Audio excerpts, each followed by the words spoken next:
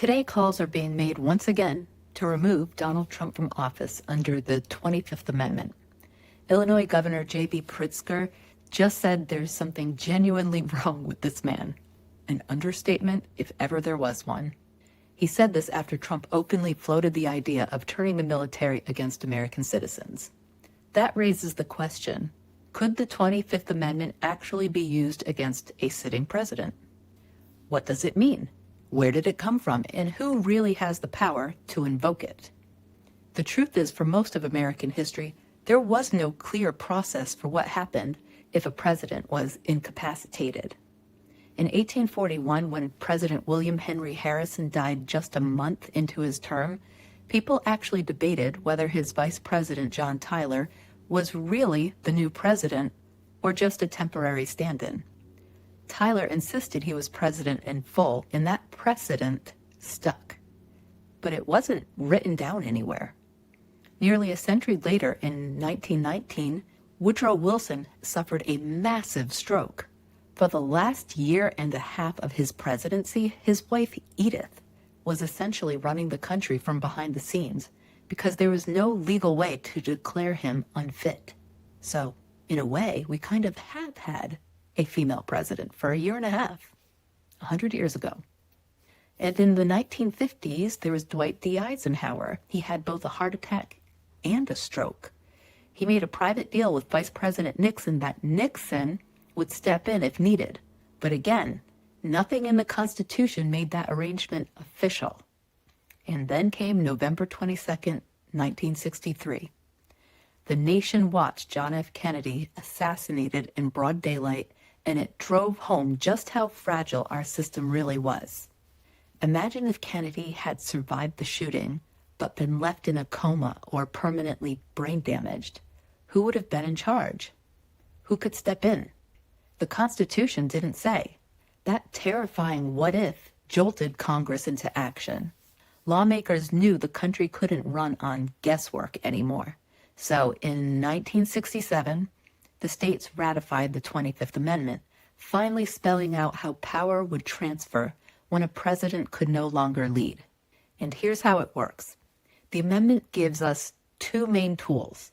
First, a president can voluntarily hand over power if they're going under anesthesia or having surgery, and then take it back when they recover. That's been done a handful of times. Ronald Reagan, George W. Bush, Joe Biden in 2021. But the part that grabs my attention, and everybody else's, is Section 4. That's the nuclear option.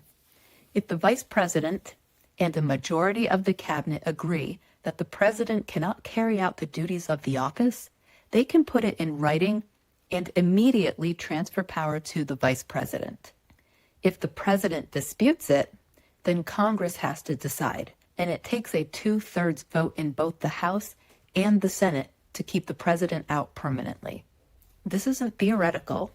After the January 6th attack on the Capitol, members of Trump's cabinet had real conversations about invoking the 25th Amendment. Education Secretary Betsy DeVos later admitted she raised the idea. I don't have anything good to say about Betsy DeVos, but I'll tip my hat to her for at least bringing up the subject. Unfortunately, Vice President Mike Pence shut it down, saying it would set a dangerous precedent. You would think Trump sending people to the Capitol to lynch him would have convinced Pence of the utter necessity to remove Trump from office. But no, not even that swayed him. That is utterly shameful, and to my dying day, I will wonder why the hell he was allowed to run for president again. I will wonder why he was not prosecuted for trying to overthrow the government. We had 4 years to end this, and nothing. He faced no consequences at all. That was then, this is now. Today, the 25th Amendment is even less of a safeguard than it was in January of 2021. Back then, you had at least a handful of cabinet officials willing to ask hard questions about Trump's fitness. Now, he's filled his cabinet with absolute loyalists, people whose entire job is to nod along, flatter him, and protect his power. They're a bunch of pathetic sycophants. So the idea that they would ever band together with Vice President JD Vance to declare Trump unfit, that'll never happen. It's a fantasy. And Congress, forget it. The amendment requires a 2/3 vote in both the House and Senate to remove a president against his will. We can't get 2/3 of Congress to agree on anything, not the gross abuses of power we see occurring on a daily basis, nor can we get a supermajority to agree that the American people deserve so much better than this. The 25th Amendment sounds strong on paper, but in practice, it depends on courage and consensus, and this Congress has neither. So when governors like JD Pritzker call for the 25th Amendment, it makes headlines, but it doesn't change the math. Only Trump's own inner circle could pull that trigger, and he stacked that circle with people who would never dare. Never. And even if by some miracle it did work, we'd be left with JD Vance as president. And let's be honest, swapping one authoritarian for another doesn't seem like much of an improvement. It just underscores how dangerous our system has become. The very mechanisms designed to protect democracy can't function when those in power are too afraid or too complicit to use them. So yes, the 25th Amendment exists.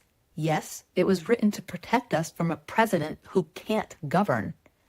But with Trump in office again, it's a reminder of just how trapped we are. The Constitution gave us a tool. Trump has made it worthless.